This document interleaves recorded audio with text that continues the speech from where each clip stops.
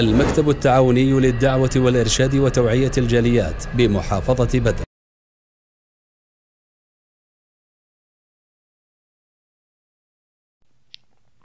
স্বামী এবং স্ত্রীর পরস্পর যে সবচেয়ে বড় একটি হক, যার দ্বারা ভালোবাসার বহিঃপ্রকাশ ঘটে, সেটি হলো মিলন তথা সহবাস। এটি একটি ইবাদত। এই ইবাদতের মাঝে আমাদের অনেকের অনেক ভুল ধারণা রয়েছে এবং সমাজে কিছু কুসংস্কৃতি রয়েছে।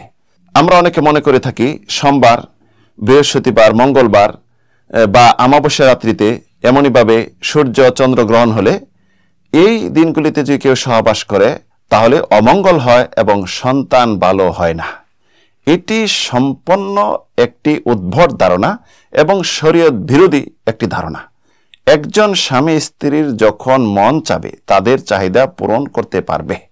যদি স্ত্রী শারীরিক সুস্থ থাকে এবং পবিত্র থাকে, মাসিক ঋতুস্রাব থেকে এবং বাচ্চা প্রসবের পরে যে রক্তস্রাব হয় তা থেকে যদি পবিত্র থাকে এবং যদি রমজান মাসে রোজা অবস্থায় না থাকে তথা ফরজ রোজা অবস্থায় না থাকে, তাহলে যে কোনো সময় যে কোনো মুহূর্তে এই হক আদায় করতে পারেন, স্বামী স্ত্রী তথা সহবাস করতে পারেন, এতে কোনো নিষেধ নেই।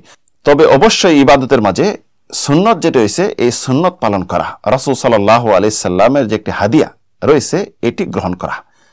যে হাদিসটি ইমাম বুখারী, মুসলিম এবং তিরমিজি, নাসাই, ইবনে মাজাহ, দারমি অসংখ্য হাদিস গ্রন্থে রয়েছে।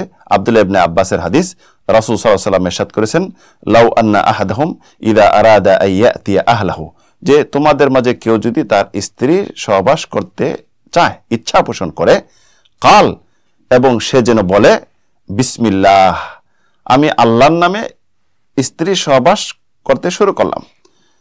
আল্লাহুম্মা জান্নিবনা শাইতান ওয়া জান্নিবিশ শাইতানা মা রাযাকতানা, হে আল্লাহ, আমাদের থেকে শয়তানকে তুমি দূরে রাখো এবং এই সহবাস দ্বারা যদি আমাদের তুমি সন্তান দান করো, সন্তানকেও শয়তান থেকে দূরে রাখো।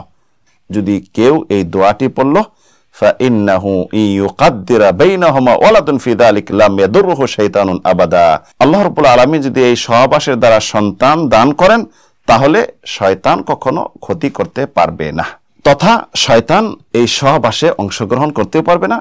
এমনকি যখন সন্তান ভূমিষ্ঠ হবে তখন সুন্দরভাবে ভূমিষ্ঠ হবে, আর সন্তান ভূমিষ্ঠ হওয়ার পরে সন্তান প্রতিবন্ধী হবে না, শারীরিক মানসিক সব দিক দিয়ে নিরাপদ হবে এবং শয়তান তাকে প্রভাব ফেলতে পারে না, একজন ভালো মানুষ হয়ে জন্মগ্রহণ করবে। তাই একজন মুসলিমের উচিত রাসূল সাল্লাল্লাহু আলাইহি ওয়াসাল্লামের এই হাদিয়াটুকু গ্রহণ করে এই বড় একটি ইবাদত এবং পরস্পর যে হক, স্বামী স্ত্রীর সহবাস করা, আর যত উদ্ভট ধারণা রয়েছে এবং ভুল ধারণা রয়েছে এই কুসংস্কৃতিগুলিকে মূল উৎপাটন করে দেওয়া।